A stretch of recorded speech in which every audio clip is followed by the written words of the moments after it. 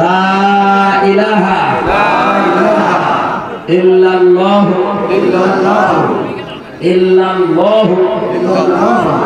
মুহাম্মাদুর রাসূলুল্লাহ আশহাদু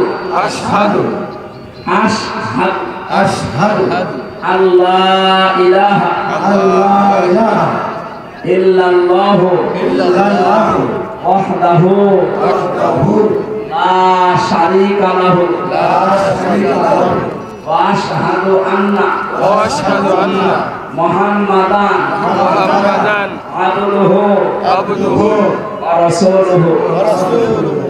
আলহামদুলিল্লাহ, উনি এখন নিষ্পাপ, অনেক বয়স না, আমার বাবার বয়স কি 60-65 হবে। শিক্ষিত মানুষ, ইসলাম ধর্ম গ্রহণ করেছে, আমরা আলিঙ্গন করছি সবার।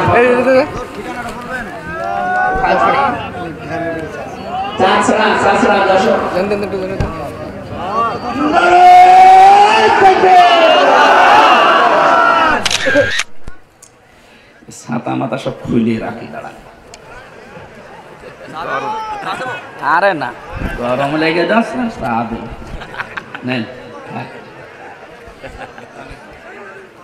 মানে জালেমের জেলে থেকে শরীর তো আর কিছু নেই, ভেতরে একেবারে মাল মশলা কিছুই নেই।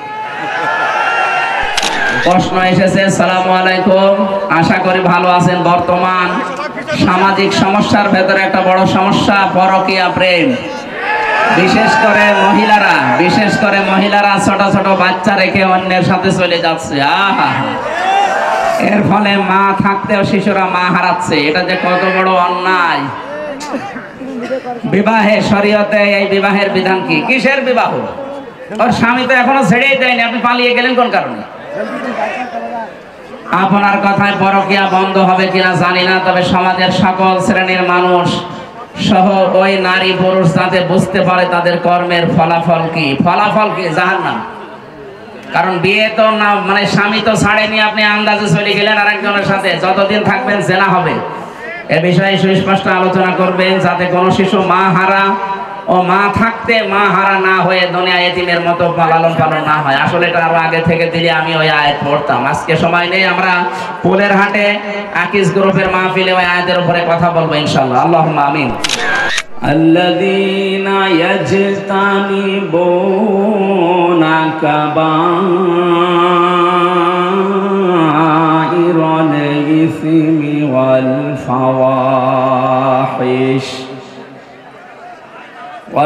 والفواحش إلا اللمم وقال تعالى في آية أخرى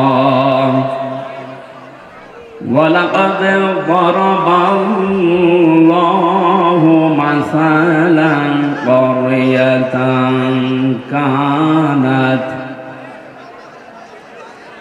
وضرب الله مثلا قرية كانت آمنة مطمئنة صدقت يا ربنا اللهم صل على سيدنا مولانا محمد وعلى آل سيدنا مولانا محمد الحمد لله।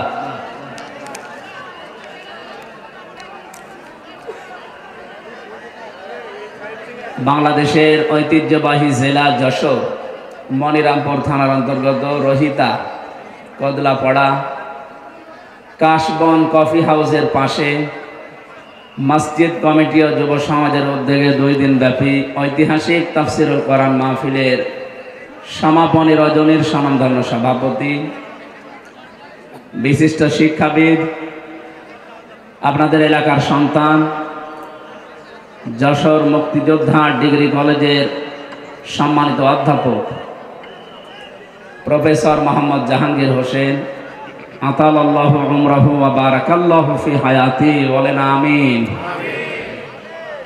তার মা দুনিয়া থেকে বিদায় নিয়েছেন। আল্লাহ রাব্বুল আলামিন তার এই সন্তানের কারণে যেন কবরটা জান্নাতুল ফেরদাউস বানিয়ে দেন। এতক্ষণ যারা আলোচনা রাখলেন, মাওলানা হোসাইন মাহফুজ চুয়াডাঙ্গা, আলোচনা রেখেছেন যশোরের কৃতি সন্তান, বিশিষ্ট ইসলামিক চিন্তাবিদ, বিশিষ্ট আইনজীবী, রাজনীতিবিদ, শ্রদ্ধাভাজন ব্যক্তিত্ব বড় ভাই জনাব অ্যাডভোকেট গাজী এনামুল হক, আতালাল্লাহু উমরাহু ওয়া বারাকাল্লাহু ফি হায়াতি, বলেন আমিন। মঞ্চে বসা আছেন বিভিন্ন রাজনৈতিক দলের নেতৃবৃন্দ, মঞ্চে বসা বড় ভাই জনাব অ্যাডভোকেট তাজউদ্দিন, যশোরের সন্তান, দামাত বারকাতুহুমুল আলিয়া। গতকাল যারা এখানে কথা বলেছিলেন, মাওলানা শাইখুল ইসলাম শাইখ রংপুর, ওবায়দুল্লাহ তারেক ভাই, অ্যাডভোকেট রকনুজ্জামান রকন সহ অন্যান্য সম্মানিত ব্যক্তিবর্গ। আমি অনেকের নাম জানি না, এই জন্যে মন খারাপ করবেন না, দোয়া করছি সবার জন্যে। ওয়ারাফা'না লাকা যিকরাক। দুনিয়াতে আল্লাহ রাব্বুল আলামিন তাদের সম্মান মর্যাদা নবীর উম্মত যেভাবে পায় ওইভাবে যেন বাড়িয়ে দেয়। মানুষের সম্মান আর মর্যাদা যে কোথায় এটা অনেকে এখনো জানে না। আল্লাহ পাক বলেন, ইয়ারফা'িল্লাহুল্লাযীনা আমানু মিনকুম ওয়াল্লাযীনা উতুল ইলমা দারাজাত। সূরা মুজাদালার 11 নম্বর আয়াতের মাঝের অংশে আল্লাহ জানিয়েছেন, ইয়ারফা, এটা মজারে, বর্তমান ভবিষ্যৎ, প্রেজেন্ট ফিউচার। দিন যত যাবে এ পৃথিবীতে যারা তোমাদের ভেতরে ঈমান এনেছে, ঈমান পেয়েছে, এ কথা আল্লাহ এখানে বলেন নাই। আমরা কিন্তু এই আয়াতের ভেতরে অনেকেই নেই, কারণ আমরা ঈমান আনি না, ঈমান আমরা পেয়েছি। কে কথা বলেন এখানে? আমার বাবা দাদা পরদাদা এরা মুসলমান ছিল, এই জন্য সেই হিসাবে আমিও মুসলমান।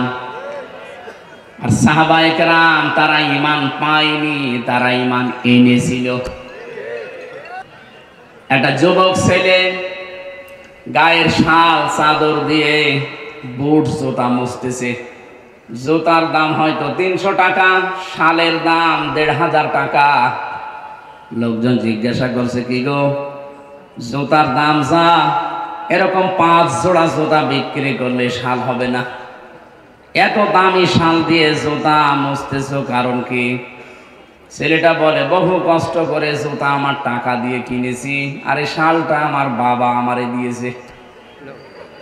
বাবা এত টাকা দিয়ে শাল দিয়েছে, শালের কোনো মূল্য নেই, ওটা দিয়ে জুতা মুছতেছে।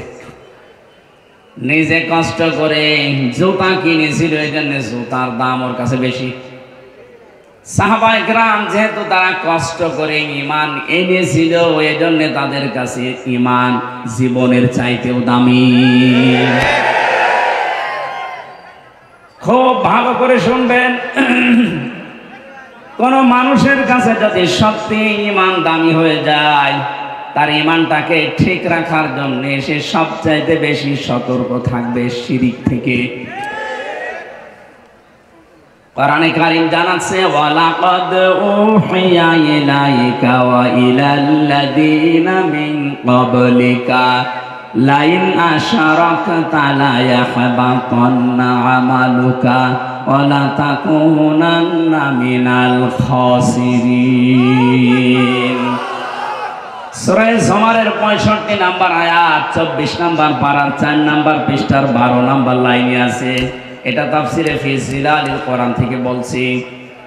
আল্লাহ পাক বলেন, হে নবী, আপনাকে এবং আপনার পূর্বে যত নবী আমি পাঠিয়েছিলাম, প্রতিটি নবীকে আমি এই ওহী নাজিল করে জানিয়েছি। আমরা যে ঈমান এনেছি না ঈমান পেয়েছি, আমরা তো ঈমান পেয়েছি। যারা ঈমান এনেছিল তাদেরকে একটু শোনেন আমার ভাইরা। ওয়ালাকাদ উহিয়া ইলাইকা, অবশ্যই আমি ওহী নাযিল করেছি হে নবী আপনার প্রতি, ওয়া ইলাল্লাযীনা মিন ক্বাবলিকা, এবং আপনার পূর্বে যত নবী রাসূল এই দুনিয়াতে পাঠিয়েছি প্রত্যেকের প্রতি এই ওহী ছিল।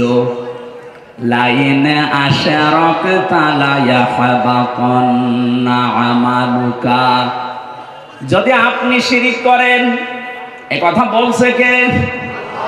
কাকে বলছে? রাসূলুল্লাহকে। বলেন বলেন, এ কথা রোজন টের পাচ্ছেন, আমাকে বলেন নাই। আল্লাহ পাক বলেন, হে নবী, লাইন আশরাকতা, আপনি যদি শিরিক করেন। নবীজি শিরিক করতে পারে এরকম কোন ধারণা আমাদের আছে? এই ধারণাও আমরা করি না, অথচ আল্লাহ নবীজির মাধ্যমে আমাদেরকে শিক্ষা দিতে চান।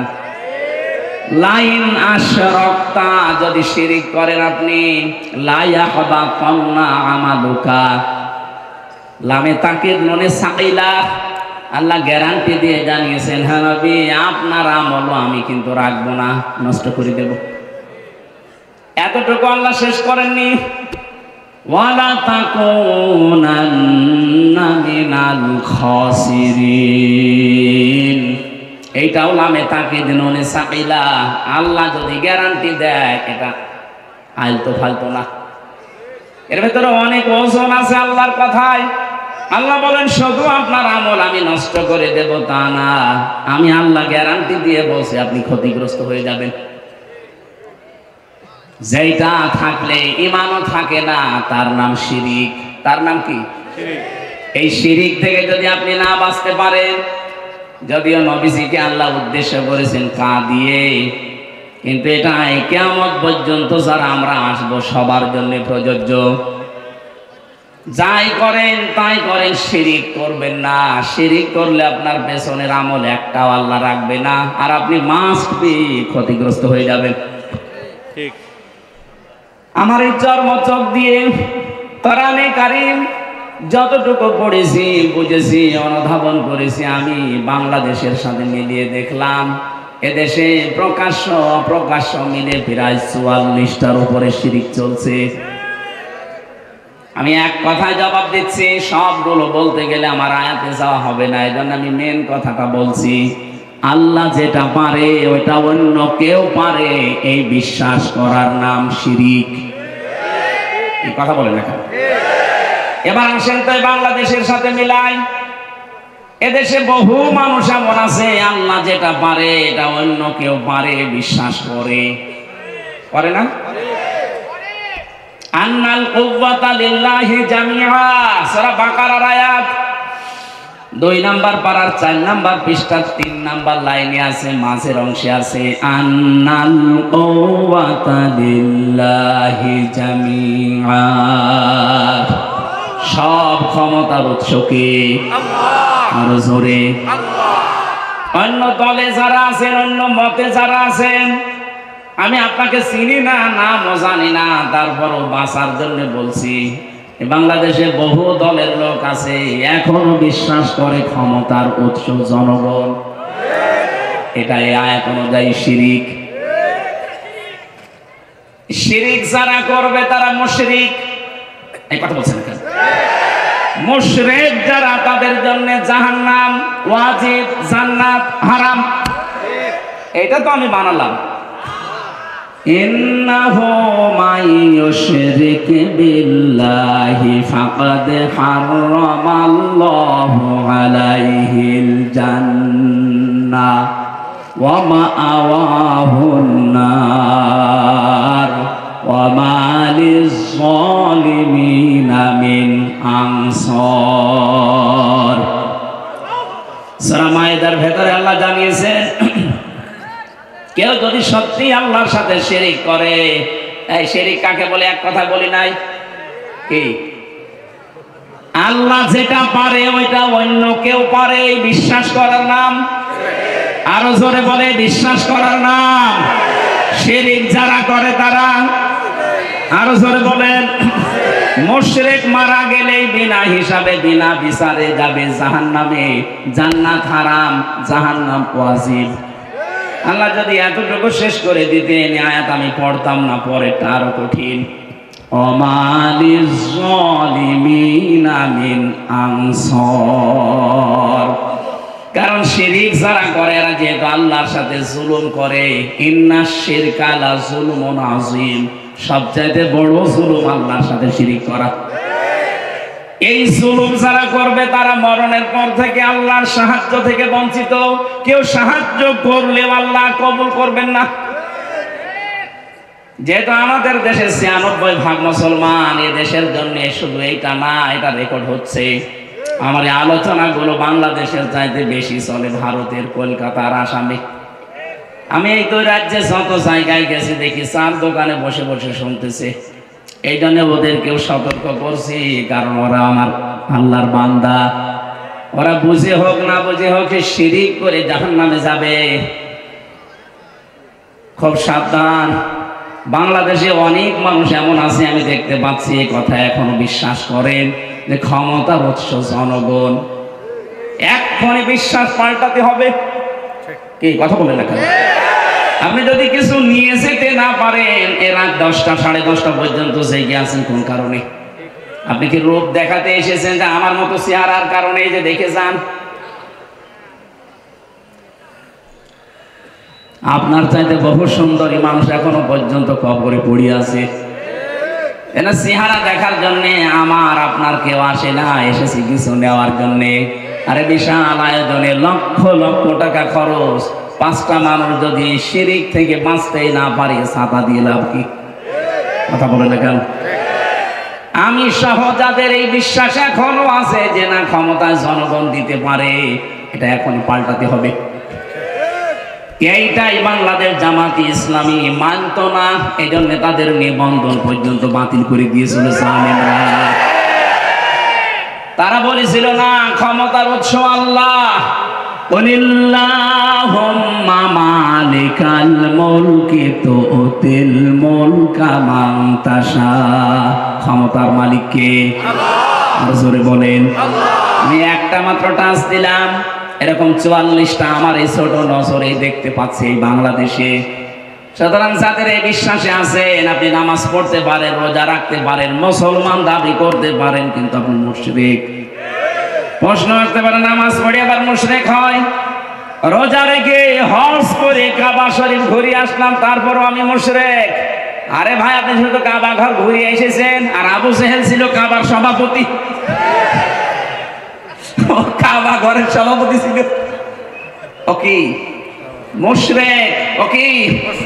আপনি যদি বলেন ওকে আমার মতো আল্লাহ একজন আসে বিশ্বাস করতো মানে কোরআনে কারীম জানিয়েছে, ওয়ালা ইয়াসালতাহুম মান খালাকাস সামাওয়াতি ওয়াল আরদা লা ইয়াকুলুনাল্লাহ।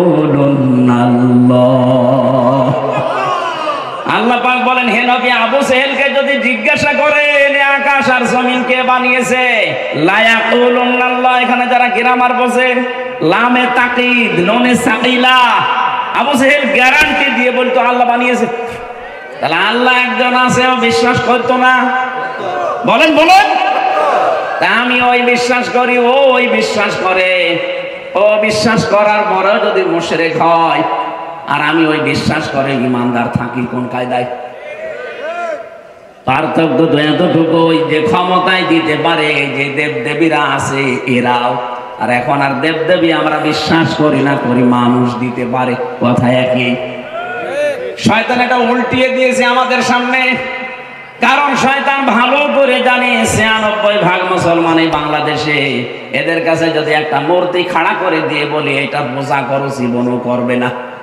এটা যেন না করে অন্য কায়দা এটা করা যায়, সেই বিশ্বাসটাই আমাদের ঢুকিয়েছে। এজন্য আমি সহ যারা এই বিশ্বাসে আছে, বিশ্বাস পাল্টাবেন কিনা বলেন? যদি না পাল্টাতে চান, আমি ওয়াজ করবো না। বেকার আমি সেই কুষ্টিয়া থেকে আসলাম। এদেশে বহু মানুষ আমি জানি এখানেও বসে আছেন যারা এখনো বিশ্বাস করেন ক্ষমতায় দিতে পারে জনগণ। না,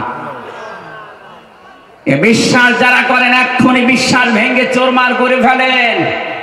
মজবুত বিশ্বাস আজকে নিয়ে যাওয়া লাগবে। দুনিয়া একদিকে যাক, আমি এইটা বিশ্বাস করি ক্ষমতায় দিতে পারে কে। এ বিশ্বাস আমরা করি না। হালকা পাতলা যাদের একটু এদিক ওদিক ছিল যেন ঠিক হয়ে যান, নয়তো আপনি মারা গেলে কবরে দেব, জানাজা দেব, সব বেকার হবে। কি আমি যে কথা বলতে চাচ্ছিলাম এতক্ষণ পর্যন্ত, ঈমান অন্তত যারা আমরা এনে ফেলেছি, আমাদের ঈমান যেন নষ্ট হয়ে না যায়।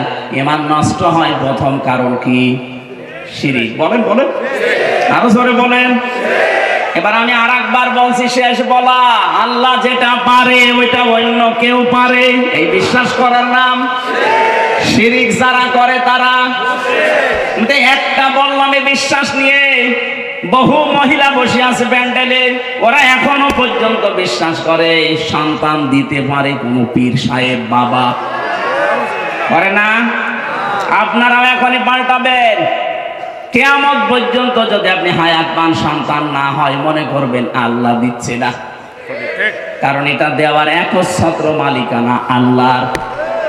লিল্লাহি মুলকুস সামাওয়াতি ওয়াল আরদ ইয়াখলুকু মা ইয়াশা ইয়াহাবু লিমান ইয়াশাউ ইনাসা ওয়া ইয়াহাবু লিমান ইয়াশাউ যুকুর। সূরা সূরার 49 নম্বরে আয়াত অনুযায়ী প্রমাণ হয় আসমান জমিনের মুলকিয়াতের মালিক, রাজত্বের মালিক আল্লাহ।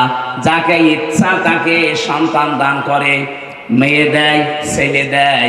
যাকে ইচ্ছা আল্লাহ কিছু দেয় না, বন্ধা করে রাখে। সব কিছু ক্ষমতার মালিককে।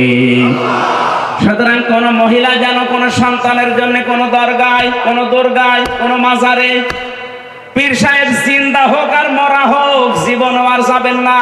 ছেলে মেয়ে না হয় না হোক, আপনি শিরিক করতে পারেন না। কথা বলেন না কেন? এই যে 44টা বলছিলাম, এটা 2 নাম্বার গেল। 3 নাম্বারটা বলছি, আমি সবগুলো না বললেও অন্তত টাচ দেই। কোরআনে কারিমে সূরা আরাফ 154 নাম্বার আয়াত শেষের দিকে আছে। আল্লাহ পাক বলেন, আলা লাহুল খালকু ওয়াল আমর তাবারাকাল্লাহু রাব্বুল আলামিন। আসমান জমিন বানিয়েছে যিনি, হুকুম চলবে তার, সৃষ্টি যার, আইন তার, এ নিয়ম কার? আল্লাহ। বলেন বলেন। যেহেতু আমরা বিশ্বাস করি এই পৃথিবী বানিয়েছেন আল্লাহ, তাহলে এই বিশ্বাসও করা লাগবে এখানে আইন চলবে। যারা আল্লাহর আইন বাদ দিয়ে আল্লাহকে সৃষ্টিকর্তা মানেন, কিন্তু তার আইন বাদ দিয়ে মানুষের তৈরি করা আইন কানুন প্রতিষ্ঠার জন্য চেষ্টা করেন, আপনি মুশরিক। এই কথা বলেন না কেন? এদেশে এখন আপনি মিলান তো এই 3 নাম্বারটা নিয়ে, এদেশে আমার মনে হয় এখন ভরি ভরি লোক পাবেন। ওকে জিজ্ঞাসা করবে সৃষ্টিকর্তাকে, আল্লাহর নাম বলবে, কিন্তু আইন যে চলবে ওই আল্লাহর, এটা বলতে গেলে তখন বলে হুজুর এটা রাজনীতি, এটা দুনিয়ার কাজ। আপনি নির্ভেজাল টাটকা মুশরিক। কারণ সৃষ্টি যার, আইন চলবে তার, এইটাই ফাইনাল। কথা বলে না কেন? যারা আল্লাহর আইনের বিপরীতে নতুন কোন আইন বানাতে চায়, কোরআনে কারীম সূরা আলে ইমরান 154 নাম্বার আয়াত, এটা মাঝের অংশে আছে। ইয়াকুলুনা হাল্লানা মিনাল আমরি মিন শাইইন কুল ইন্নাল আমরা কুল্লাহু লিল্লাহ। এ নবী, ওরা যদি জিজ্ঞাসা করে যে আইন তৈরি করার ক্ষমতা পাওয়ার কোন অধিকার আমাদের আছে, আপনি ডাইরেক্ট ফতোয়া দেন না। আইন তৈরি করতে পারে শুধুমাত্র কে? আরো জোরে। এটাকে আমি বানালাম, এটা বললাম কেন? বাংলাদেশে এখন সংশোধন চলছে, সংস্কার চলছে, বিশেষ করে আমাদের সংবিধান। কথা বোঝে? এই ঝড়ে যদি কিছু করে নিতে না পারেন, আবার 50 বছর পিছিয়ে যাবেন। এমনিতেই তো 53 বছর আমরা পিছিয়ে আছি। কথা বলেন ঠিক কিনা? মানুষ নামে কলঙ্ক কিছু মানুষ নিজেরা আইন বানিয়ে আমাদের উপরে সংবিধান আকারে চালিয়ে দিয়েছিল। আল্লাহ পাক 1500 বছর আগে মানব জাতির জন্য একটা সংবিধান দিয়েছেন। সূরা ফুরকান, ফুরকান মানে সংবিধান। ফুরকান মানে কি? এখানে 54টা 74টা আয়াত আছে, 73টা ধারা আছে।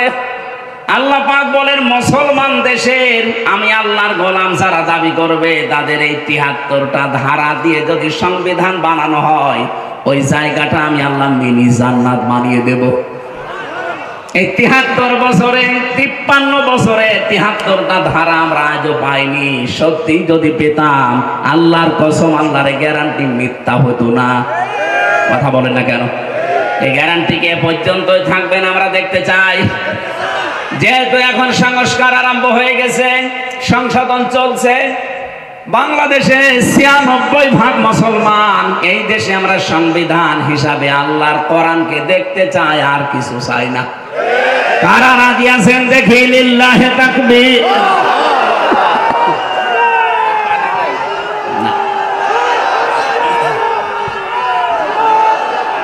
পানি দেবো ভাই? ঠিক আছে, আলহামদুলিল্লাহ ভাই। কথা বুঝলেই হবে, তাকবীর না দিলেও সমস্যা নেই, কথা বুঝলে হবে। বসে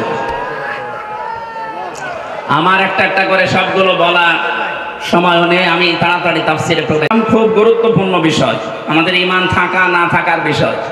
এই জন্য মানুষের মর্যাদা দিনের পর দিন আল্লাহ বাড়াবে তাদের। এই পৃথিবীতে যে মানুষগুলো ঈমান আনবে, ঈমান পাবে না। আমরা ঈমান পেয়েছি না ঈমান এনেছি? আমরা ঈমান আনতে চাই। এটার হাত ধরে বসিয়ে দিন। মাথার ২টা-৩টা তার কেটে দিয়েছে।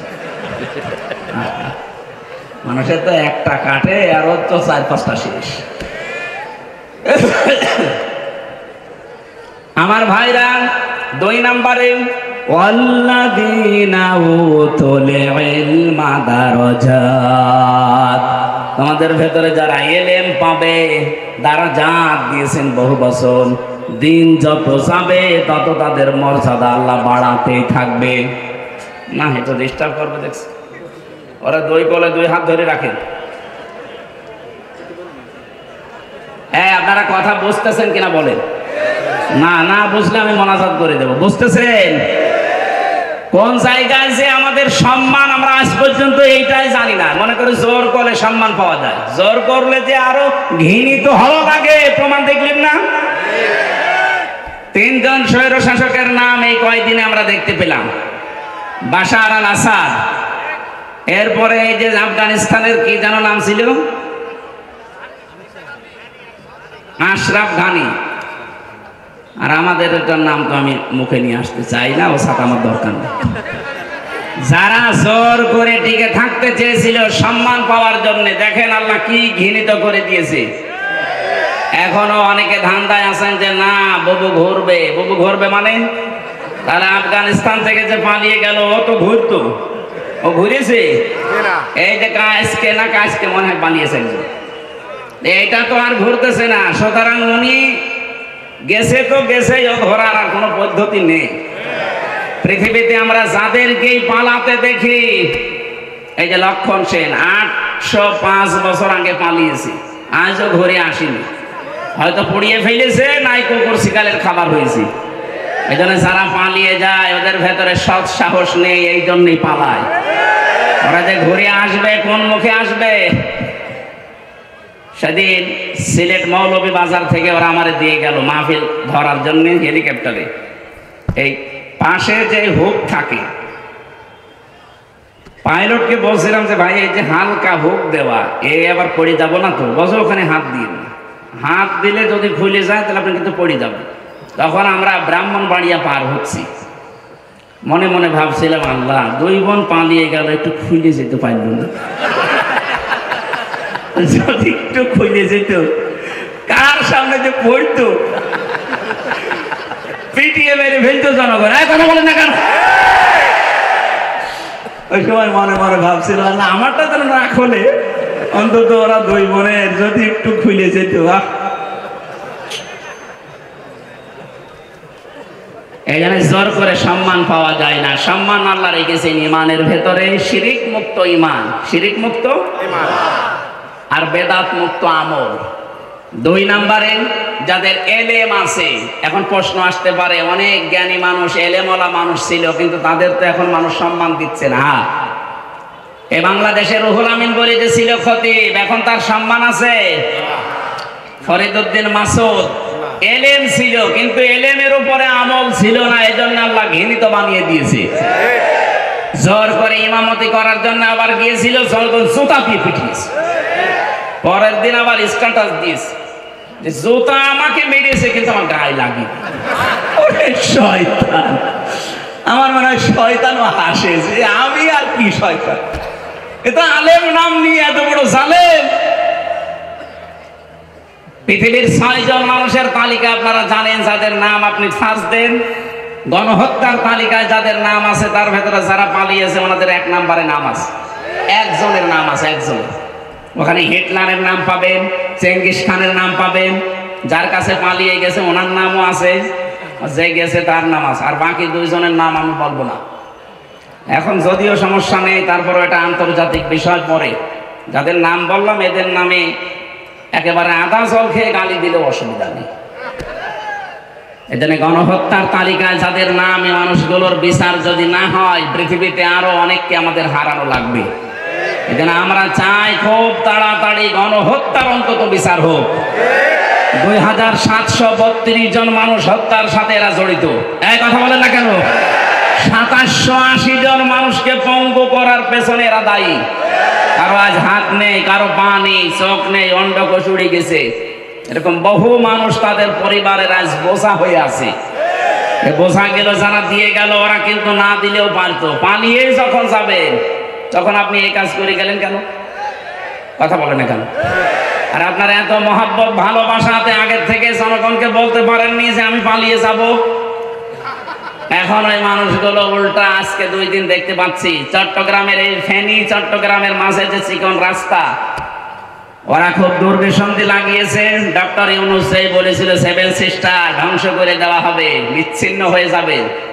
ওই দিন থেকে শুরু করে এই 2 দিন বেশি ওরা বলছে চট্টগ্রাম আমরা নিয়ে নেব। চট্টগ্রাম নিয়ে নেবেন কি? আমরা কি যৌতুক দিতে চেয়েছি আপনাকে? পালিয়ে যাওয়ার মেয়ের কিসের যৌতুক?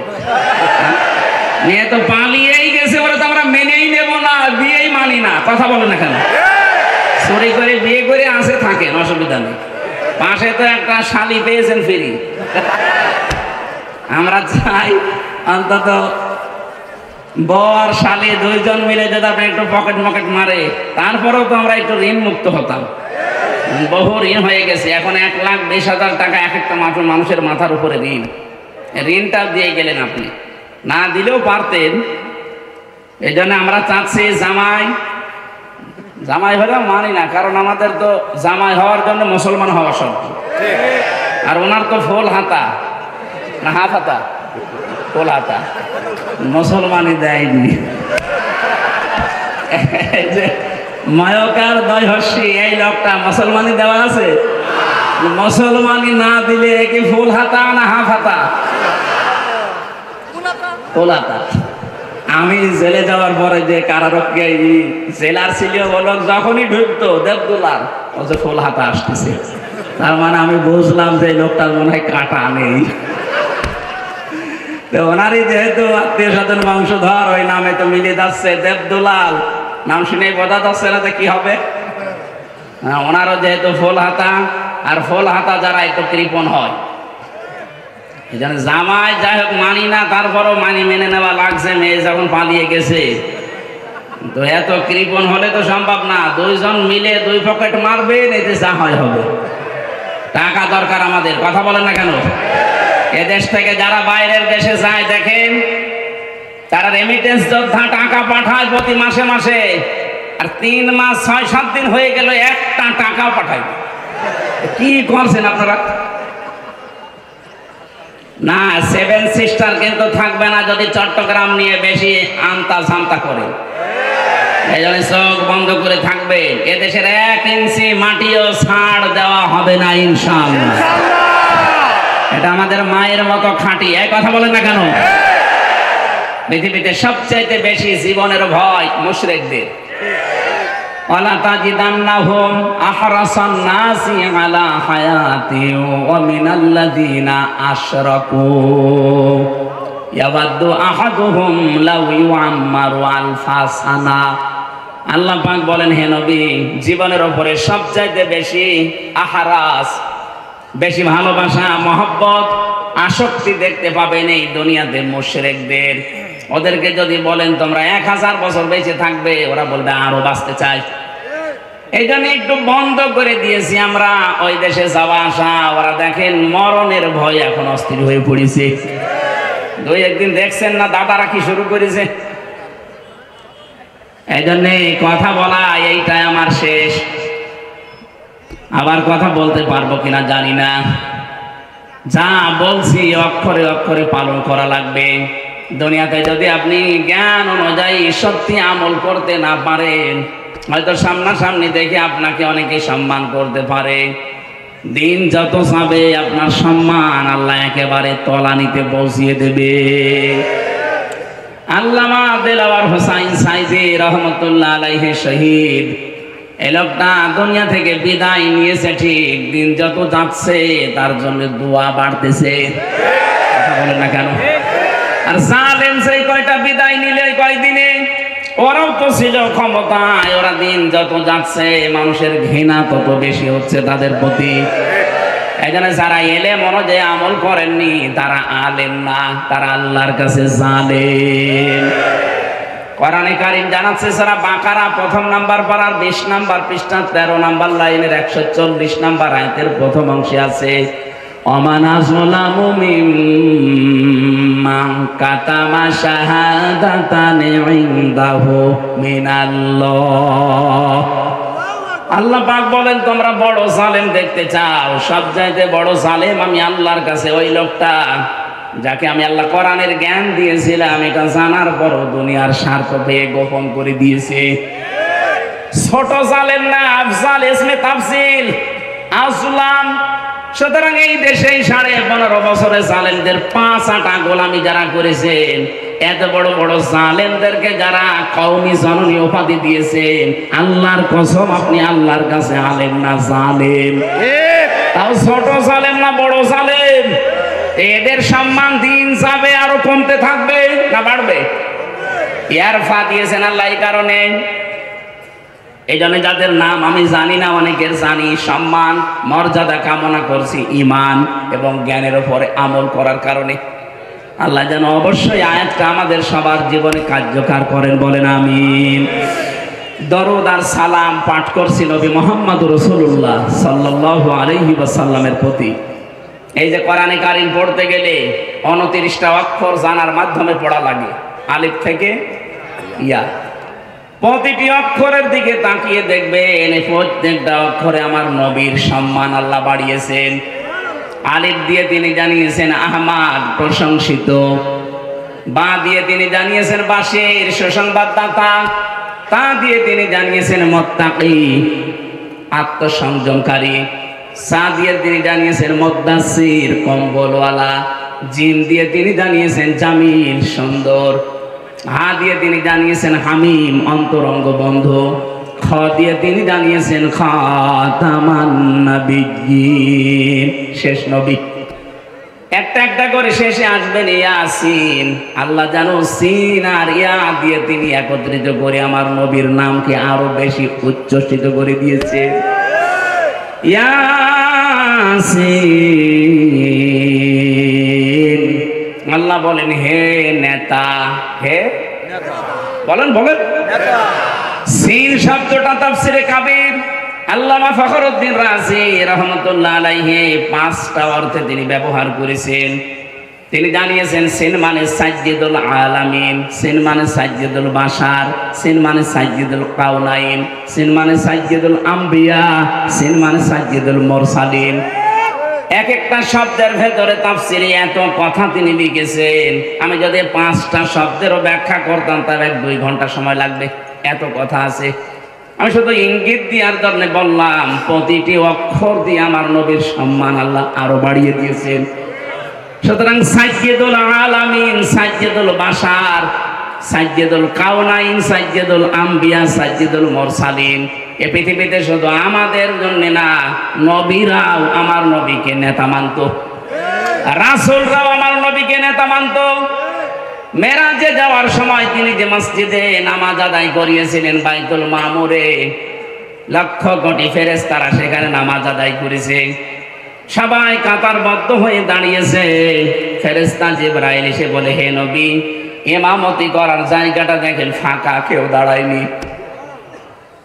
আজকের এই ময়দানে আপনি ছাড়া ইমাম হওয়ার যোগ্যতা, নেতা হওয়ার যোগ্যতা এখানে আর কারো নেই। আপনি যান সামনে, নবীজি 2 রাকাত নামাজ আদায় করালেন, জিজ্ঞাসা করলেন জানেন পেছনে কারা? বললেন না। আপনার পেছনে আজকে যারা 2 রাকাত নামাজ পড়েছে প্রত্যেকটা নবী রাসূল এবং আল্লাহর ফেরেশতারা এখানে নামাজ পড়েছে। হে নবী, আজকে থেকে আপনাকে আল্লাহ ঘোষণা দিয়েছে আপনি শুধু সাইয়্যিদুল বাশার না, মানুষের নেতা না, সাইয়্যিদুল আলামিন না, তামাম পৃথিবী যত জগৎ আল্লাহ বানিয়েছেন জগতের নেতা না, আপনি হচ্ছেন নবীদেরও নেতা, রাসূলদেরও নেতা। নবী রাসূলরা যদি মেনে নিতে পারে তাকে, আপনি সলিমুদ্দি কলিমুদ্দি রাসূলকে নেতা মানেন না, কাকে মানেন? আপনার বিবেক কি মরে গেছে নাকি? খালি ইয়াসিন সূরা পড়লে 10 খতম কোরআন শরীফ পড়ার সওয়াব হয় না, এটা আগে মানা লাগে। অনেকেই মনে করে ইয়াসিন পড়লে 10 খতমের সওয়াব পাবেন, কিন্তু আপনার ইয়াসিন ঠিক রাখা লাগবে। আল্লাহর ঘোষণা দেওয়া নেতা পৃথিবীতে একজন, ইয়াসিন। হে নেতা, আপনি সেই নেতাকেই মানেন না, মানেন আপনি নেতার বিরুদ্ধে যারা তাদেরকে। এই কথা বলেন না কেন? আশা করছি আপনি বুঝে ফেলেছেন। এরপরেও যদি কেউ না বোঝার ভান করে থাকেন, এদিকে আসেন, ঝড়ি কোদাল দিয়ে বোঝাচ্ছে, আসেন। আমার মনে হয় কোরআন শরীফ বুখারী শরীফ দিয়ে আপনার হবে না, এখন বাঁকারি শরীফ লাগবে আপনার। এত ভেঙে ভেঙে বলার পরেও যদি কারো মনের ভেতরে দাগ না কাটে, ওর বিবেকে যদি কাজ না করে, আমার যা মনে হয় ওর বিবেকের উপরে কুকুরে প্রসাদ করিস। ও বলছে ঠিক। যশোরের মানুষ তো এত পাগল না। তাহলে আজকে থেকে আপনি আল্লাহর ঘোষণা দেওয়া নেতা যিনি, তাকে মানা লাগবে না। এই কথা বলেন না কেন? ঠিক আছে, আমরা এবার তেলাওয়াতকৃত যে 2টা আয়াতের অর্ধেক পড়েছিলাম। প্রথম পড়েছিলাম সূরা নজম 32 নম্বর আয়াতের প্রথম অংশটা। দ্বিতীয় পড়েছি আমি সূরা নাহালের 112 নম্বর আয়াতের 4 ভাগের 1 ভাগ। আপনারা যেটা বলবেন আমি সেই আয়াতের আলোচনা করব। বলেন। হ্যাঁ, ঠিক আছে, শরীর পারা লাগবে না। এই সামনে জানুয়ারি মাসের 3 তারিখ 4 তারিখ 2 দিন ব্যাপী আকিস গ্রুপ, ওই যে খুলনায় যে মাহফিল দিত আকিস ফাউন্ডেশন, ওইটা দেবে না, ওইটা যশোরে দেবে। যশোরে দেবে যে পুলের হাটের যে হাসপাতাল আছে ওনাদের 8 দিন হাসপাতালের পেছনে এই বিশাল মাঠে আমারে 3 তারিখে দিয়েছে জানুয়ারির রাত 8টা থেকে 11টা পর্যন্ত। আলহামদুলিল্লাহ। আর মিজানুর রহমান আজহারি ভাইকে দিয়েছে 4 তারিখে, ওনারও 8টা থেকে 10টা পর্যন্ত। আকিস গ্রুপ করবে আজকে দাওয়াত। ওনারা আমার দাওয়াতটা ছিল সেই কোথায়, চট্টগ্রাম বিভাগে। আকিস সাহেবের এই বড় ছেলে ডাক্তার মহিউদ্দিন জোর করে বলছে এখানে নেওয়া লাগবে। যশোরবাসী, নড়াইল, যশোর, ঝিনাইদহ, সাতক্ষীরা, খুলনা, বাগেরহাট 4-5 জেলার মানুষকে আমরা হাজির করব। অন্তত 10 লাখ মানুষ হবে ইনশাআল্লাহ ওই দিন। আরে ভাই, আগামী বছর ডিসেম্বর 22 থাকবে। যে অবস্থা দেখছি কি হবে সামনে, দেখেন যুদ্ধ লেগে যায়। আমরা প্রথমটা শুরু করছি, যেহেতু প্রথমে সূরা নাহাল আছে 112 নম্বর আয়াত। খুব ভালো করে আমি বাংলাদেশের সাথে খাপের খাপ মিলাবো ইনশাআল্লাহ। জবান খুলে আগে পড়ে নেই, একটু নড়াচড়া ওঠা এগুলো কম করবেন। শুধু প্রসাব পায়খানা আর বিড়ি খাওয়া বাদ দিয়ে যেতে পারবেন না। বিড়ি খেতে পারেন, অনেকের নেশা আছে তো না খেলেও মরে যাবে। আপনি খেয়ে আবার চলে আসেন নাকি? আর আমি আকিস গ্রুপে আছি খতিব হিসাবে, ওদের বিড়ি যেন একটু বিক্রি হয়, এই জন্য আমার আবার অ্যাডভার্টাইজ করা লাগবে না। আপনারা খেয়ে আবার চলে আসবেন। আমি চট্টগ্রাম আর সিলেটে বহু ইমাম সাহেবকে বিড়ি খেয়ে ফেলে দিয়ে নামাজে দাঁড়াতে দিয়েছি। তারা ইমাম সাহেব যদি বিড়ি খায়, মুসল্লি তো গাঁজা খাওয়ার কথা, অন্তত গাঁজা পর্যন্ত যাবেন না, বিড়ি না। না, এটাও ঠিক না।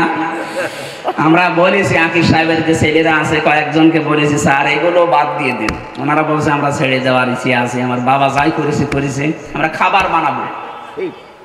ওনাদের 65টার উপরে প্রোডাক্ট তৈরি হচ্ছে এখন বাংলাদেশে। আমি মনে হয় বিড়িটা ছেড়ে দিলে ওনাদের যে এখন অর্থ সম্পদ আল্লাহ দিয়েছে, 14 বংশ বসে খাবে, টাকা ফোরাবে না। সুতরাং এই হারাম কাজ যেটা, এটা ছেড়ে দেওয়া ভালো।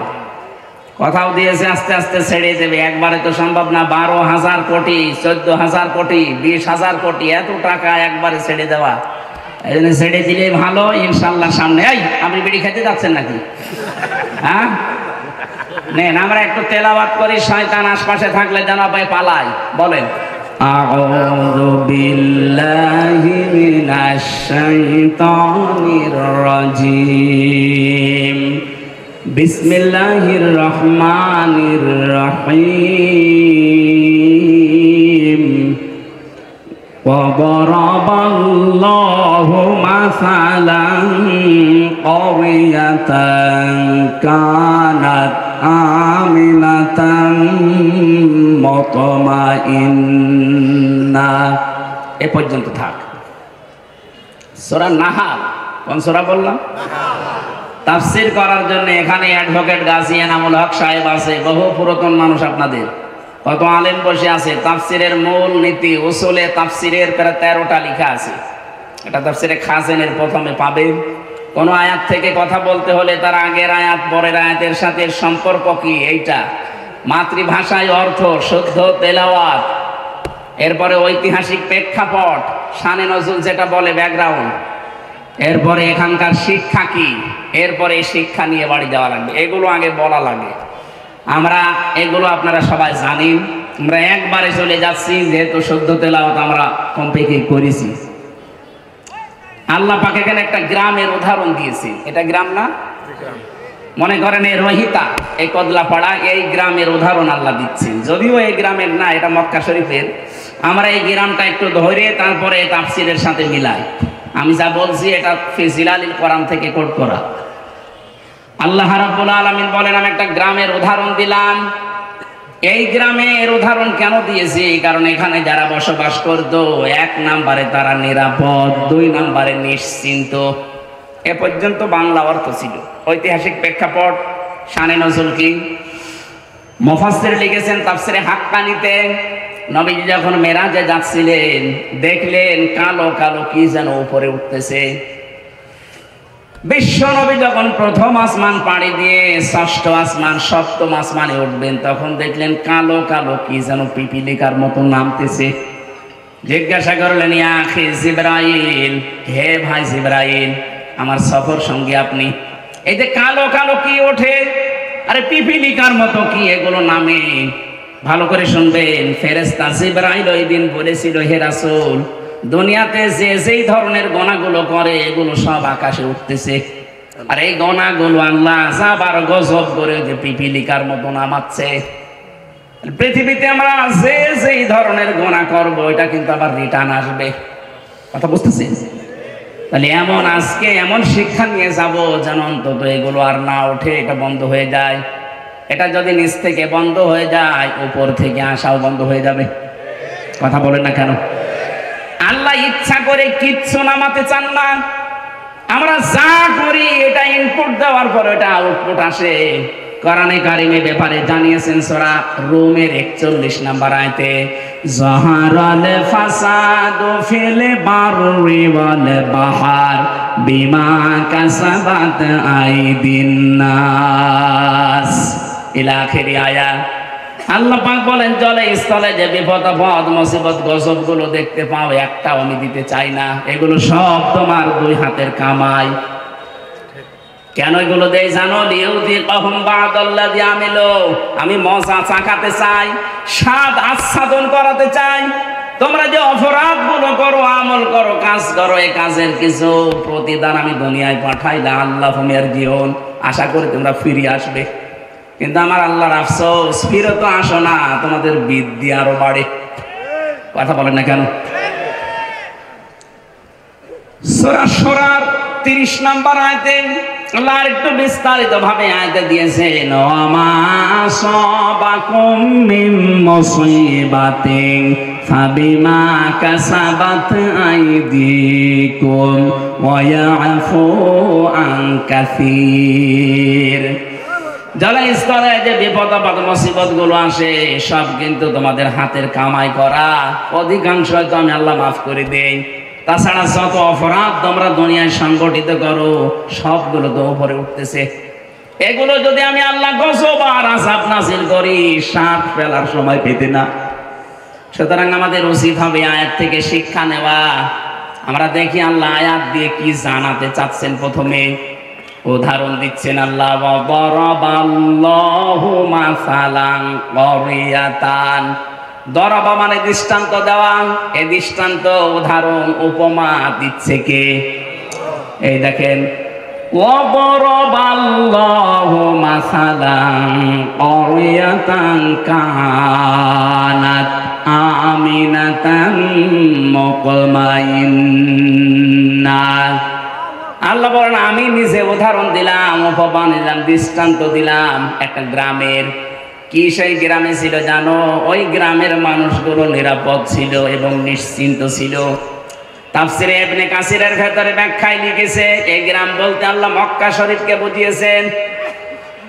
ওই জামানা পর্যন্ত মানুষ তামাম দুনিয়ায় এবং কাবার আশপাশ পর্যন্ত কেউ নিরাপদে ছিল না। চুরি ডাকাতি সন্ত্রাসী চিন্তায় মানুষের কোনো গ্যারান্টি ছিল না বেঁচে থাকার আশপাশে। কিন্তু কাবার আশপাশগুলোতে যারা কাবার চত্বরের ভেতরে আসবে আল্লাহ তাদের নিরাপদ এবং নিশ্চিন্ত করে দিয়েছিলেন। আল্লাহ বলেন এতটুকু আমি শেষ করিনি, ইয়াতিহা রিজকুহা রাগাদাম মিন কুল্লি মাকান। বিভিন্ন জায়গা থেকে আমি আল্লাহ তাদের জীবন উপকরণ পাঠিয়েছিলাম। আশপাশে ইয়েমেন ছিল, সিরিয়া ছিল। আজকে সিরিয়া বিজয় হয়নি। এই সমস্ত আশপাশ দেশ থেকে তাদের রিস্কের যে জীবন উপকরণ লাগে, রিজিক সব আমি পাঠাতাম।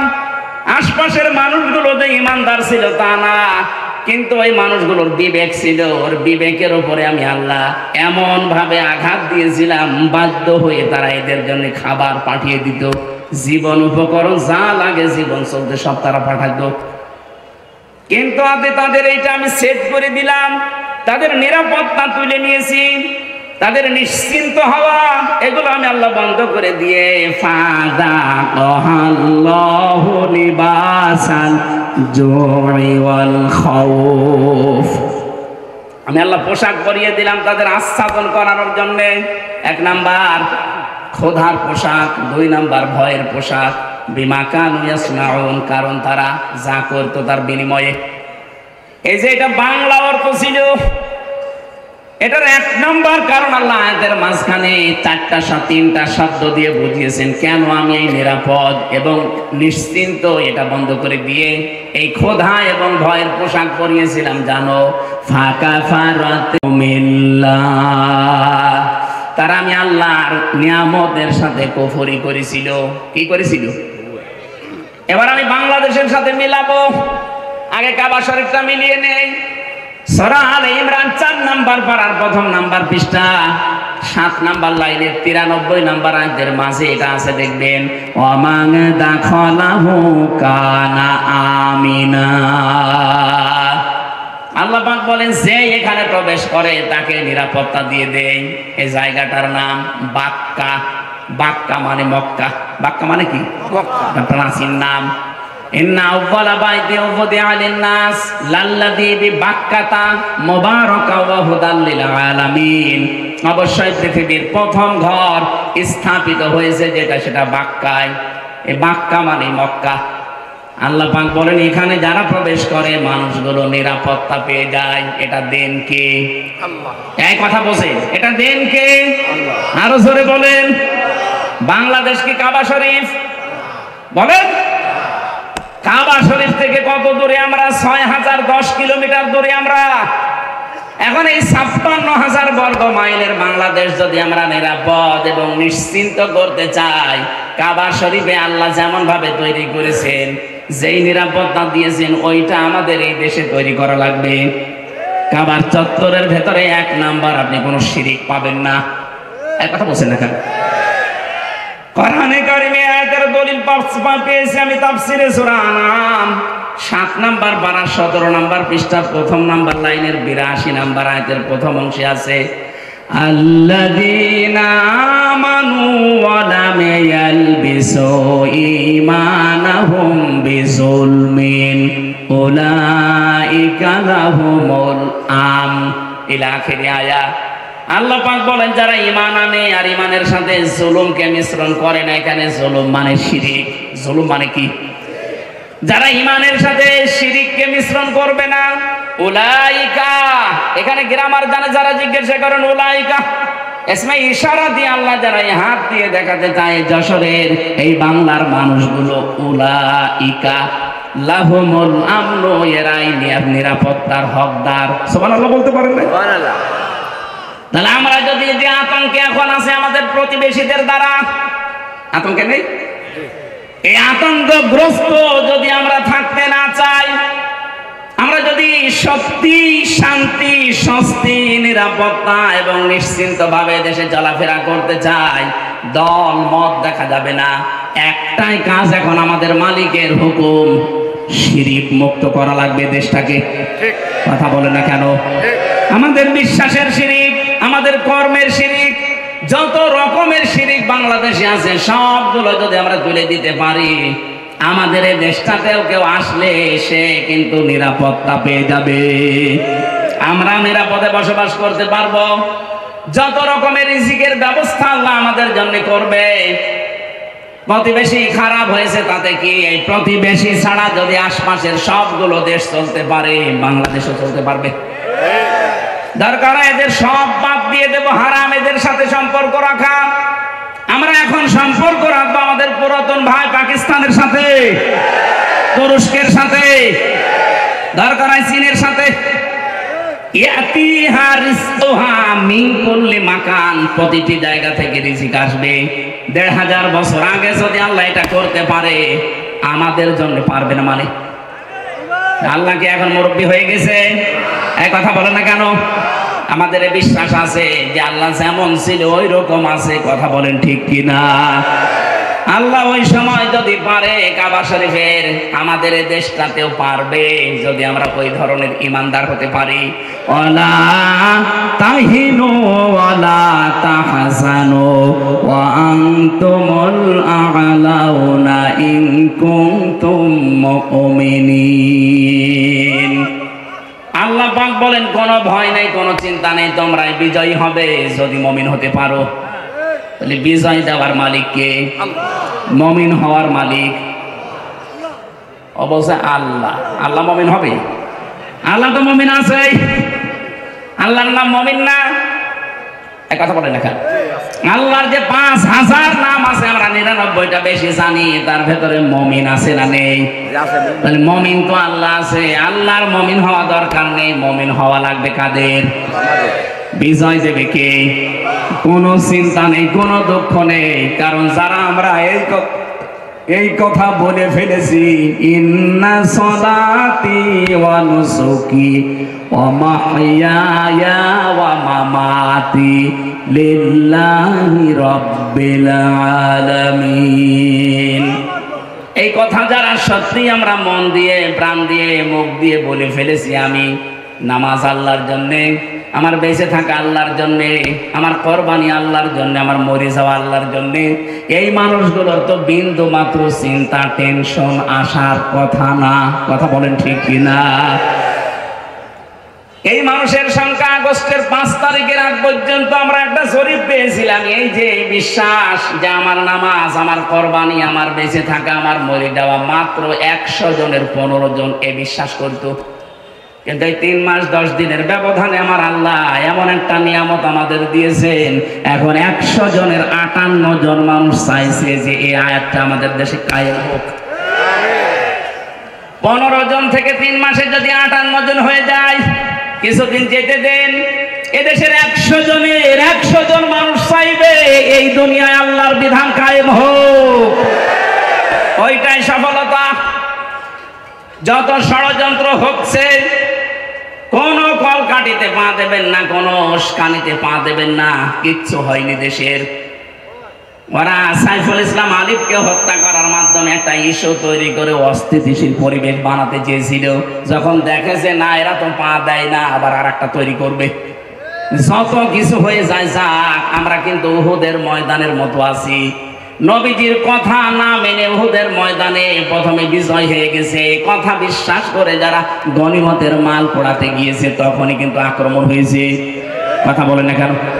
এই জন্য আমরা বিজয় পেয়েছি, কিন্তু নবীর হুকুম যেটা আছে এই বিজয়কে ধরে রাখতে হলে আল্লাহর বিধানটা চালু করা লাগবে। আরো জোরে বলেন, নাই তো এই ষড়যন্ত্র থামছে না, থামবে না। আর এখনই যদি আমরা কেউ ঘাট, কেউ বাজার, কেউ নৌকা, কেউ লঞ্চ, কেউ ঘাট, কেউ ব্রিজ, এগুলো যদি এখন গনিমতের মাল মনে করে আরম্ভ করতে চায়, ওরা কিন্তু বসে নেই। খালিদ বিন ওয়ালিদের মতো নেতৃত্ব দিয়ে আমাদেরকে আবার লাশ বানিয়ে ফেলবে। আর একবার যদি এবার পিছিয়ে যান, এদেশে কিন্তু 50 বছর আর ইসলাম আসবে না। সময় সুযোগ আল্লাহ একটু তৈরি করে দিয়েছে। কোন জাতি যদি নিজেদেরকে পরিবর্তনের জন্য চেষ্টা না চালায়, আল্লাহর অত দায় পড়ে না যে আল্লাহ জোর করে আপনাকে পরিবর্তন করে দেবে। ইন্নাল্লাহা লা ইউগাইয়িরু মা বিকাউমিন হাত্তা ইউগাইয়িরু মা বিআনফুসিহিম।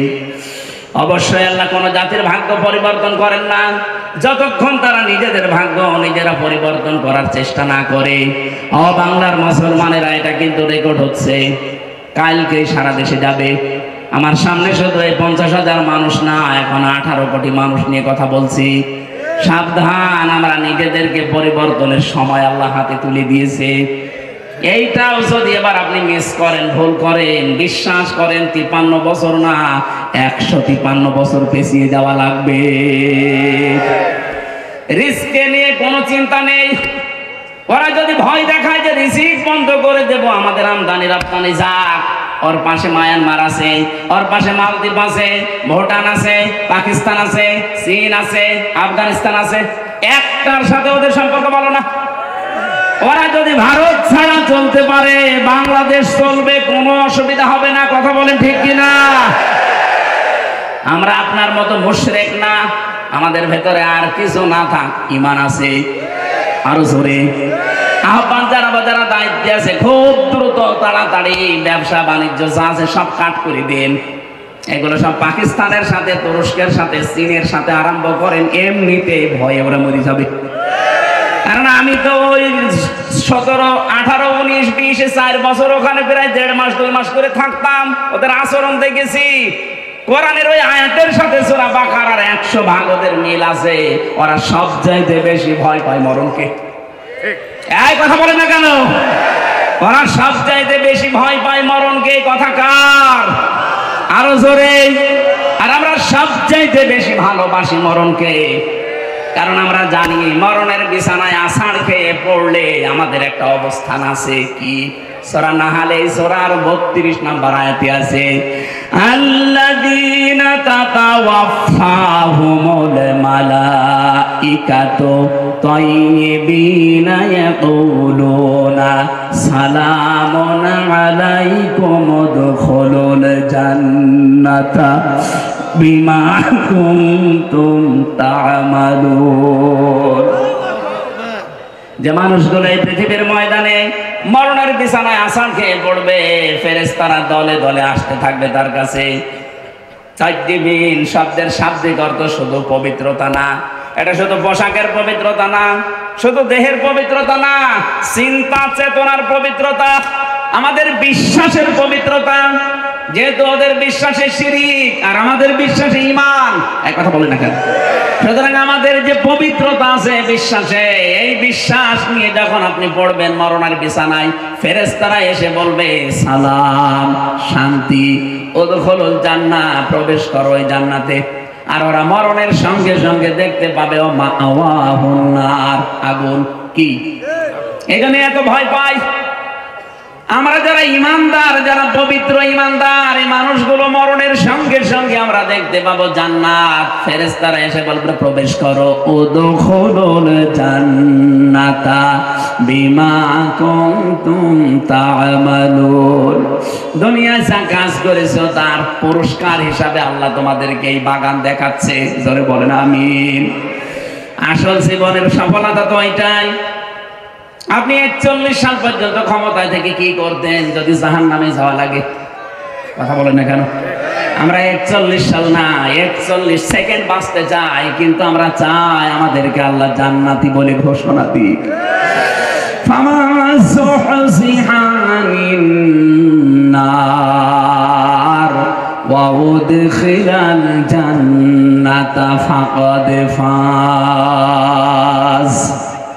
আল্লাহ পাক বলেন দুনিয়ার জীবন আসল জীবন না, ওই লোকটাই তো সফল যাকে আমি আল্লাহ জাহান্নাম থেকে মুক্ত করে জান্নাতি বলে ঘোষণা দিয়ে দিয়েছি। আপনি 41 সাল না 81 সাল পর্যন্ত যদি ক্ষমতায় থাকেন, মরণের পরে যদি ঘোষণা আসে যা জাহান্নামে যা, শুধু 81 সাল না, আমার মনে হয় 5000 বছর ক্ষমতায় থেকে ওই লোকটার জীবন ব্যর্থ। এর পরের আয়াতে আল্লাহ আমাদেরকে একটু সতর্ক বাণী দিয়েছেন, ওমাল হায়াতুদ দুনিয়া ইল্লা মাতাউল গুরুর। হে পৃথিবীবাসী, দুনিয়ার জীবনটা কিন্তু ধোঁকা। দুনিয়ার জীবন কি? আর জোরে বলেন। এটা ধোঁকা। তোমার মা বাবা ধোঁকা, সন্তানাদি ধোঁকা, স্ত্রী ধোঁকা। বিশ্বাস হয় না? যাদের জন্য বৈধ অবৈধ নেই, বাবা শাহজালাল সব হালাল বলে উপায় করতেছো, কোটি কোটি টাকার সম্পদ রেখে যাচ্ছ, মারা যাও, মাত্র 100 বছর পরে তুমি ফিরে আসো, আমি গ্যারান্টি দিলাম 100 বছর পরে যশোরে এসে এই যে বিশাল খালা বানিয়েছিল চাকলাদার সাহেব, 100 বছর পরে যদি চাকলাদার সাহেব এসে ওই যে কি জানো নাম ওইটার, জাবির হোটেল, ওই হোটেলের সামনে এসে যদি বলে হোটেল আমি বানিয়েছিলাম, এটা আমার জমি, আমার মনে হয় 100 বছর পরে ওই জায়গায় অবশ্যই কেউ না কেউ বাস করবে। এক কথা বলে না কেন? 100 বছর পরে যারা বাস করবে, শাইন চাকলাদার সাহেব না, যত বড় মাস্তান এসে বলো এটা আমার ছিল, দাঁত ফেলে দেবে। কিসের চাকলাদার আপনি? আপনার যদি থাকার জায়গা না থাকে, পালবাড়ি মোড়ে যে মসজিদ আছে, বারান্দায় থেকে রাত্রে কেটে পড়েন। কি আমি বানিয়ে বলছি? এইটাই হবে দুনিয়ার জীবনই এইটা। এখানে কার জন্য আপনি কি করছেন? আল্লাহ ফাঁকা ফারাত বিয়ান অমিল্লা দিয়েছেন। ওরা আল্লাহর নিয়ামত গুলো পেয়েছিল, বিভিন্ন দিক থেকে আসছিল, কিন্তু ওরা কুফরি করেছিল, নাফরমানি করে ঢেকে ফেলেছিল। আর যারা বৈধ অবৈধ নেই, বিশাল কিছু তৈরি করে যাচ্ছেন। আরে ভাই, আমি নিজে তো আমার 3 পুরুষের পরে আর চিনি না। আমার বাবা রিয়াজউদ্দিন, তার বাবা জাহান আলী, তার বাবা নমাজ আলী, এরপরে সাথে আমার জানা নেই। আমার মনে হয় এখন নমাজ আলীর বাবা যে কে ছিল সত্যি আমি জানি না। উনি যদি এখন এসে বলে হামজা এই বাড়ি, এই হালসা কুষ্টিয়া, এটা আমার বাড়ি, এই যে 2 তলা বাড়ি এটা আমি বানিয়েছিলাম, দাঁত মুখ খুলে ফেলাবো। কিসের নমাজ আলীর বাবা আপনি? আমি তো নমাজ আলীর পরে কাউকে চিনিই না, তার নামও জানি না। নমাজ আলী পর্যন্ত যদি আসতো তাও হয়তো। এক কথা বলছে না কেন? অথচ লোকটা কিন্তু 60 বছর আগেও মারা যায়নি, 60 বছর আগেও সেই লোকটা মারা যায়নি, অথচ তারে আমি চিনি না। আর আমার মেয়ে তো তার জীবনে চিনার কথাই না। আমার মেয়ে সর্বোচ্চ আমির হামজা, রিয়াজউদ্দিন, জাহান আলী পর্যন্ত চেনে। এরপরে পরে জিজ্ঞাসা করুন কে? এটাকে ফেরেশতা। ও যশোরবাসী, কথাগুলো আমি নিজের জন্য বলছি। আজকে থেকে কোনো হারাম কাজে যাওয়া যাবে না। যারা দায়িত্বে ছিলেন এই 15 বছর, আপনার জন্য সূরা ইব্রাহিম, আলাম তারা ইলাল্লাযীনা বাদদালু নি'মাতাল্লাহি কুফরা ওয়া আহাল্লু কওমাহুম দারাল বাওয়ার জাহান্নামা ইয়াসলাউনাহা ওয়া বিসাল করার। আল্লাহ বলল নিয়ামত, হে নবী আপনি একটু দেখেন না কেন ওরা নিয়ামত পাওয়ার পরে ঢেকে ফেলেছিল, কুফরি করে বদলিয়ে দিয়েছিল আমার নিয়ামতকে। এবং 2 নাম্বার ওয়াহাল্লু কওমাহুম দারাল বাওয়ার, ওরা জাতিকে জাহান্নামের দিকে পরিচালিত করেছিল। এই 15.5 বছরের মূর্তির মাধ্যমে আল্লাহর অবাধ্যতা বিভিন্ন জায়গায় চালু করে পুরা জাতিকে ওরা কিন্তু জাহান্নামের দিকে পরিচালিত করছিল। কথা বলে না কেন? সব চাইতে এখানে যে আনউমিল্লাহ আল্লাহর নিয়ামত, আমি তাফসিরে ইবনে কাসিরে পেয়েছি সব চাইতে বড় নিয়ামতের কথা আল্লাহ দিয়েছেন রাসূলুল্লাহর নাম। তাদের কাছে সবচাইতে বড় নিয়ামত ছিল আমার রাসূল। কিন্তু এই মানুষগুলো আমার রাসূলকে পাওয়ার পর তার যে কর্মসূচিগুলো, এটা সূরা আলে ইমরানের 164 নম্বর আয়াতের প্রথম অংশে পাবেন, লাকাদ মান্নাল্লাহু আলাল মুমিনিন ইলা আখির আয়াত। আমি আল্লাহ যত দয়া তোমাদের উপরে করলাম, সবচাইতে বড় দয়া এইটা যে মুমিনদের উপরে আমি একজন রাসূল পাঠিয়েছি। এই রাসূলকে তারা পাওয়ার পরে মানে তো না, আনুগত্য করে না, আর দেশ থেকে তাড়িয়ে দিয়েছিল। প্রশ্ন আসতে পারে, সে তো 1000 বছর আগের কথা, এখন কি? এখনো আছে। এখন রাসূল নেই, কিন্তু রাসূলের নায়েব আছে। এই কথা বলে না কেন? বিশ্ব নবীর স্থলাভিষিক্ত নায়েবে রাসূল, উত্তরাধিকারী আলেম যারা, তারা 15.5 বছর আপনি কি করেছেন আলেমদের সাথে বলেন তো? এটা একটা নিয়ামত ছিল রাসূলের উত্তরাধিকারী, অথচ তাদের মাথায় দড়ি দিয়ে ডান্ডা বেড়ি পড়িয়ে আপনি কোটে তুলতেন, জেলখানার ভেতরেও যদি রাখতেন, এমন কঠিন অবস্থায় রেখেছিলেন। অন্যান্য সাধারণ মানুষের মতো না, আলেমদের প্রতি সবচাইতে বেশি রাগ আপনার। আল্লাহ পাক বলেন, এই যে নবীর ওয়ারিস যারা, নবীর উত্তরাধিকারী যারা, এদের সাথে যখন খারাপ আচরণ করে ফেলেছে, ফাযাকাল্লাহু লিবাসাল জু, আমি আল্লাহ তখন তাদেরকে ক্ষুধা দুর্ভিক্ষের পোশাক পরিয়ে দিয়েছি 7 চাকাতে। বারবার বলতো না শেষের দিকে আসে যে দুর্ভিক্ষ আসবে? এই কথা বলেন না কেন? পোশাক আল্লাহ নিজে পরিয়েছিলেন। রিস্কের মালিক যেহেতু তিনি, এজন্য 18 কোটি মানুষের এখনো খাবারের অভাব নেই। আল্লাহ যদি দায়িত্বটা ছেড়ে দিতেন, আমাদের দেশের জায়গা অনুযায়ী মানুষ আমরা যা মরে একেবারে গরু ছাগলের মতো পড়ে থাকতাম। আল্লাহ এখনো পর্যন্ত পোশাকটা পরাননি, তার কারণ আছে। কারণ যে নিয়ামত গোপন করা, নিয়ামত অস্বীকার করার যে কার্যক্রম চলছিল, আগস্টের 5 তারিখে আমার আল্লাহ হঠাৎ করে কর্তন করে সেট করে ঠান্ডা করে দিয়েছেন। নয়তো যদি ওইভাবে জুলুম অত্যাচার নির্যাতন চলতে থাকতো, আল্লাহর কসম করে বলছি, আল্লাহ আমাদের পোশাক পরিয়ে দিতেন ক্ষুধার আর ভয়ের। ভয়ের পোশাকটা এখনো কাটে নাই। এ পোশাক কাটতে পারে, একটাই পদ্ধতি আছে, বিশ্ব নবীর 4 দফা কর্মসূচি মেনে নেওয়া লাগবে।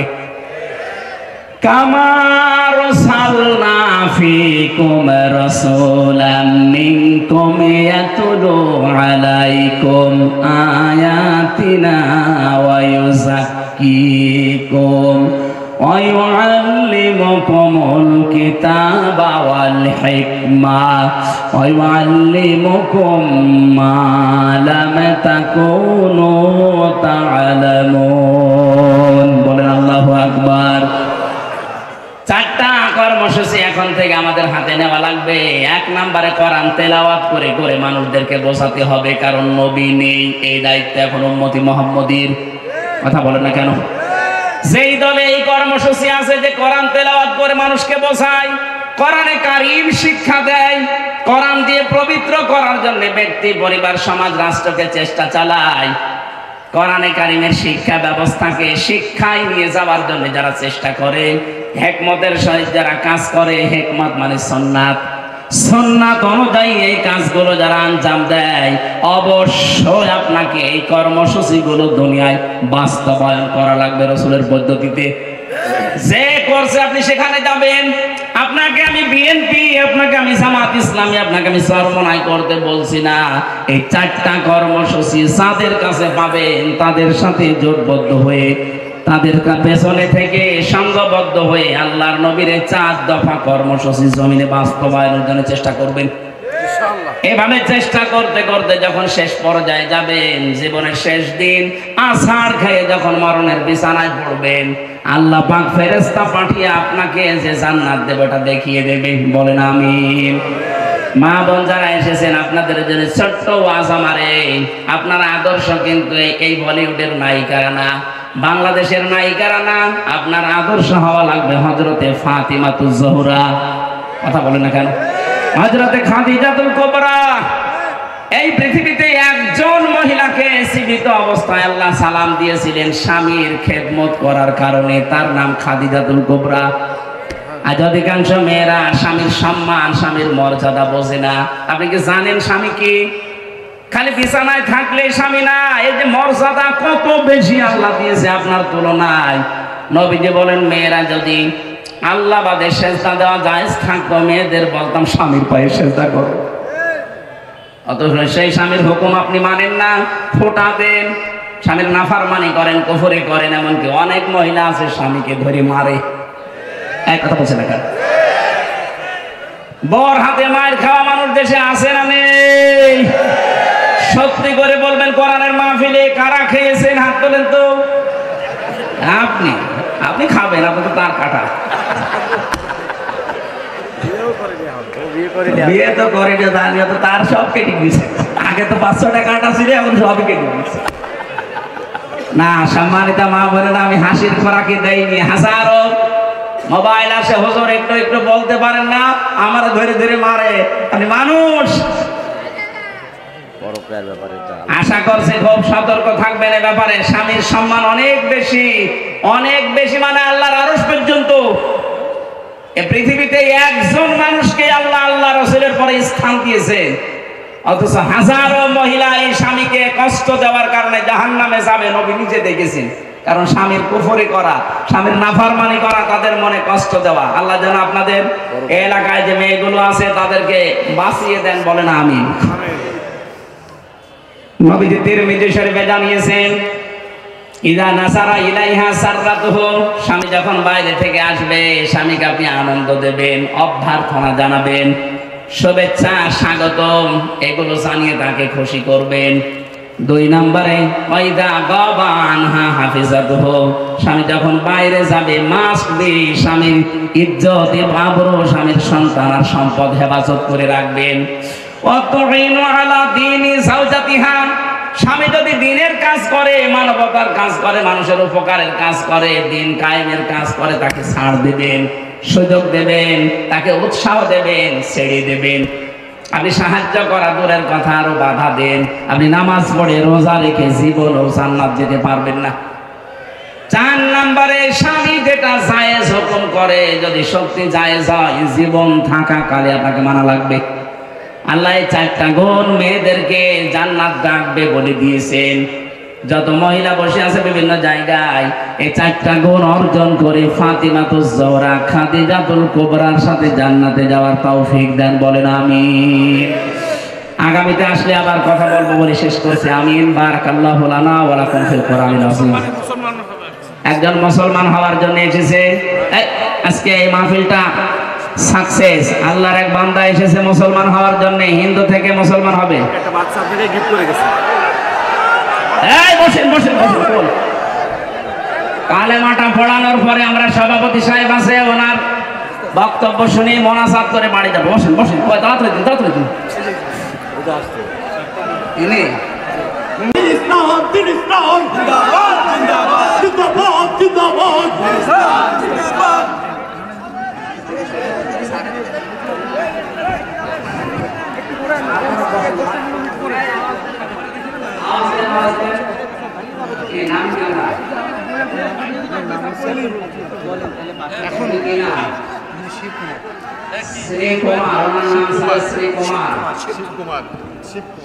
শিবকুমার নাম থেকে এখন আব্দুল্লাহ নাম পছন্দ করেছেন, বলেন আলহামদুলিল্লাহ।